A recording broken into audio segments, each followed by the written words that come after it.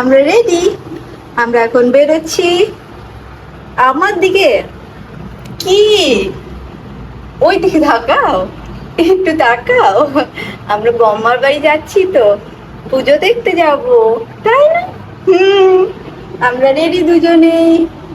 চলো এবার আমরা বেরোবো। ও সোনা মাম্মাটা। সেদিন আমরা যাচ্ছিলাম আমার দাদুর বাড়ি, মানে শ্রীনির বড়মা বড় বাবার বাড়ি। যদিও আমার দাদু এখন বেঁচে নেই, দিদুন বেঁচে আছে, সাথে মামা মামি থাকে এই বাড়িতে। তবুও আমি দাদুর বাড়ি বলে থাকি। ছোট থেকে বলে আসছি যে দিদুন বাড়িটা একটু কম ইউজ করি। দাদুর বাড়ি গিয়েছিলাম কেন এবার সেটা বলি। 22 পুতুলের পুজো ছিল, আসলে মনসা পুজো, কিন্তু 22 পুতুল কেন বলা হয় সেটা আমি পরে বলছি তোমাদের। ছোট থেকে আমরা অনেকবার এসেছিলাম এই পুজোতে, কিন্তু বড় হয়ে না একটু কমে গিয়েছিল।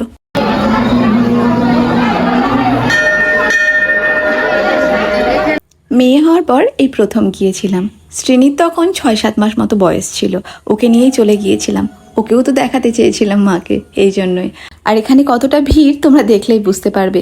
এই গ্রামের মানুষ, পাশের গ্রামের মানুষ, শুধু গ্রামের মানুষ নয়, দূর দূরান্ত থেকে অনেক মানুষ এখানে আসে, একটা রাত্রের জন্য থাকে, আবার হয়তো পরের দিন চলে যায়। কিন্তু মানুষ তুমি প্রচুর দেখতে পাবে এখানে।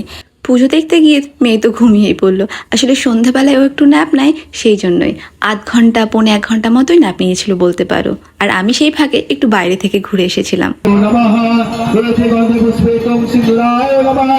পূজা ওকে পাহারা দিচ্ছে ঘরে। আসলে অনেক দিন ধরে এই মন্দিরে আসেনি তো, তাই ইচ্ছে করছিল একটু বাইরে বসে থাকতে। ও ঘরে ঘুমোচ্ছিল, পূজা তো ছিল, আর আমি বাইরে বসেছিলাম। আর এত আওয়াজ হয় না, ওই জন্যই আরও টেনশন হচ্ছিল ওর যদি ঘুম ভেঙে যায়, তার জন্যই ওকে পূজা পাহারা দিচ্ছিল। আর এই যে 22 পুতুল, এবার নামকরণ কেন সেটাই আমি তোমাদের বলি। এখানে প্রথম 22টা পুতুল মানে 22খানা মূর্তি দিয়ে পুজো শুরু হয়েছিল, তার জন্যই নাম 22 পুতুল। আর এই যে ঘুম ভেঙে গিয়েছে ওনার, পূজা ওকে নিয়ে খেলা শুরু করে দিয়েছে। অনেকদিন পর দেখতে পাচ্ছে তো, তার জন্যই আর কি। তো যাই হোক, যেটা বলছিলাম তোমার, প্রথম শুরু হয়েছিল 22খানা মূর্তি দিয়ে, কিন্তু আস্তে আস্তে সেটার নাম্বার অনেক বেড়ে গিয়েছে। অবশ্য এক এক বছর এক এক রকম নাম্বার হয়। কেন এটা সেটা বলি। অনেকে এখানে মানত করে থাকে, আর মানত পূরণ হলে তারা মূর্তি দেয় এখানে। আরও অন্যান্য জিনিস দেয়। মা মনসাকে অনেক রকম গয়না দেয়, সোনার চাঁদির বা অন্যান্য জিনিস দিয়ে থাকে, বা অনেকে মূর্তি দিয়ে থাকে। আর এই যে মূর্তি দেখতে পাচ্ছ, বিভিন্ন রকমের হয়, সবার মূর্তি একরকম হয় না। যে যেরকম মানত করেছিল সেই মতো তারা মূর্তি দিয়ে থাকে। আর এই পুজো দেখতে বিভিন্ন ধর্মের মানুষ আসে, এখানে কোনো একটা ধর্ম পার্টিকুলারলি আসে না। আর মানতও বিভিন্ন ধর্মের মানুষ করে থাকে, শুধু হিন্দু ধর্ম নয়, অন্যান্য ধর্মের মানুষকেও আমি ওখানে দেখেছি মানত করতে এবং তাদের মূর্তি বা অন্যান্য কিছু দিতে। আর কে কে মূর্তি দেবে সেটা আগে থেকেই বলে রাখতে হয়, না হলে জায়গা হয় না এই মন্দিরে। কারণ মন্দির যে বাউন্ডারিটা দেখতে পাচ্ছ বাইরের, সেটা আরো বড় করা হয়েছে, আগে আরো ছোট ছিল। আর প্রত্যেক দিন এখানে পুজো হয়, আর প্রত্যেকটা পুজোর জন্য আলাদা আলাদা পুরোহিত থাকে। মেইন পুজোর জন্য আলাদা পুরোহিত এবং বাকিগুলোর জন্য আলাদা। আর এই পুজো অনেক দিন ধরে চলতে থাকে। প্রত্যেক দিন এত ভিড় হয়, বিভিন্ন জায়গার লোকজন আসে, লাস্টে যজ্ঞ হয়, বিভিন্ন রকম চলতে থাকে। পুজো তো হয়ে গেল, পুজো হতে হতে না অনেক রাত্রি হয়ে যায়, 11টা 12টা, এটা তো কমই বললাম, কখনো কখনো 1টা 2টোও বাজে। তো যাই হোক, তারপর খাওয়া দাওয়া করলাম। বাড়ি ফেরার সময় একটু মন্দিরে দেখা করে নিলাম, আশীর্বাদ নিয়ে নিলাম মেয়ের জন্য।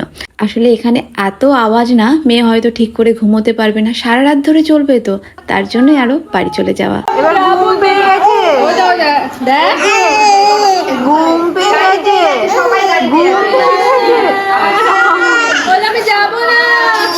ঘুম পেয়ে গেছে।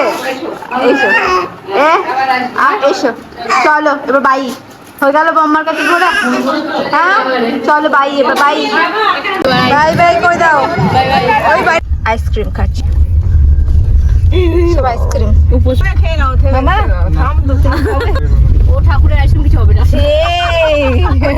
ব্লগটা এইটুকুই ছিল। তোমাদের যদি ব্লগটা ভালো লেগে থাকে একটা লাইক করে দিও। দেখা হচ্ছে পরবর্তী আরেকটি ব্লগে। ভালো থেকো, সুস্থ থেকো, চলো টাটা।